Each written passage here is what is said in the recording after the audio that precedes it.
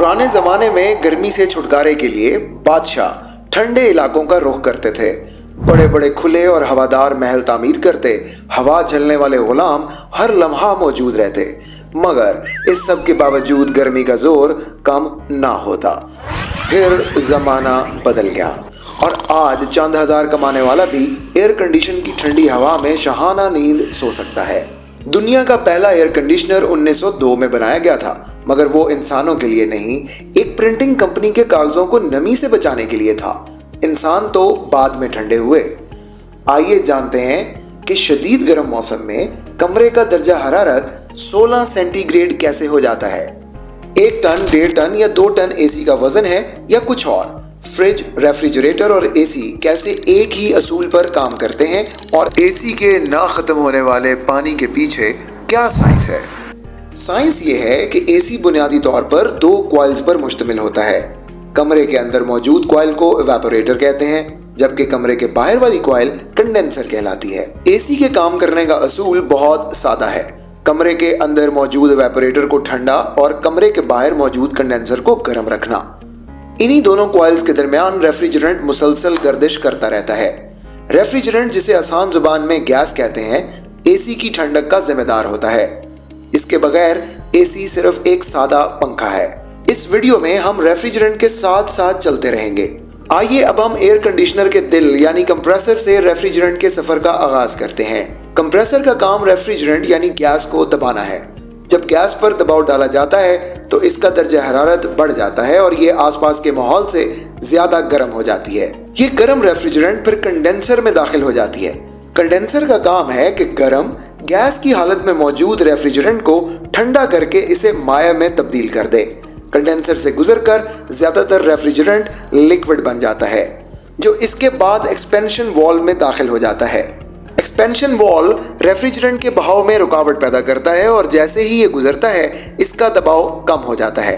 ये मंजर बिल्कुल स्प्रे से निकलती फवार जैसा होता है।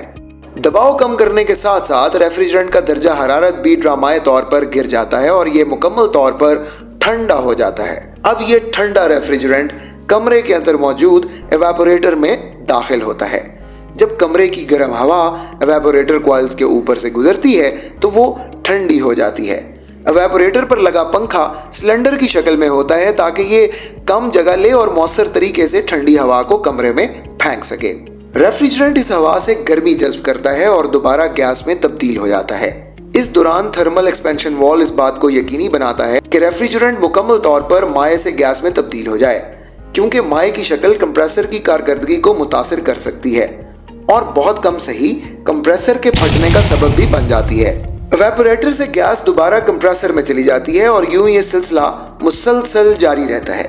कंप्रेसर ही रेफ्रिजरेंट के बहाव और कमरे के दर्जा हरारत को कंट्रोल करता है।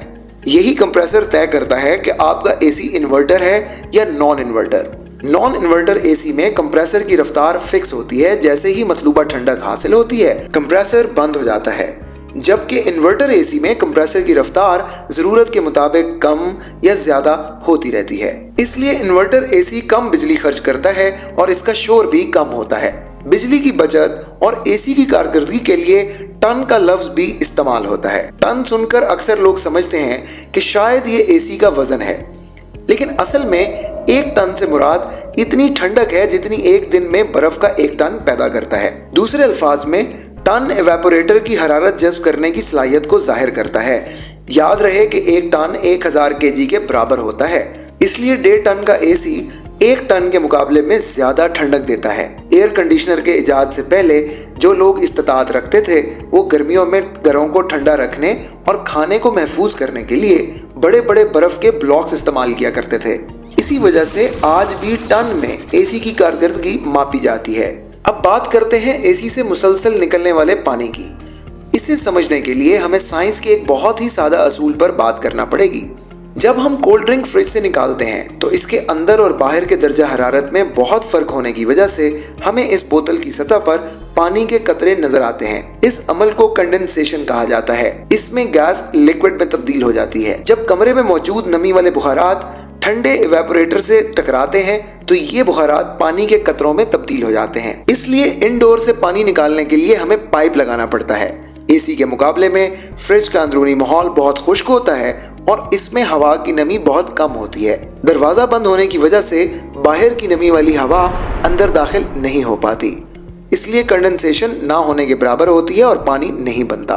एसी के इतने फवायद के बावजूद एक बड़ा नुकसान भी है। रेफ्रिजरेंट के तौर पर इस्तेमाल होने वाली गैसेस ना सिर्फ माहौलियाती तब्दीलियों का बायस बनती हैं, बल्कि अक्सर ये लीक हो तो इंसानी सेहत के लिए भी खतरनाक साबित हो सकती हैं। एसी चाहे बादशाहों के पास नहीं था, मगर पाकिस्तान जैसे मुल्क में इसका बिल देने के लिए बादशाहों वाला खजाना जरूर चाहिए।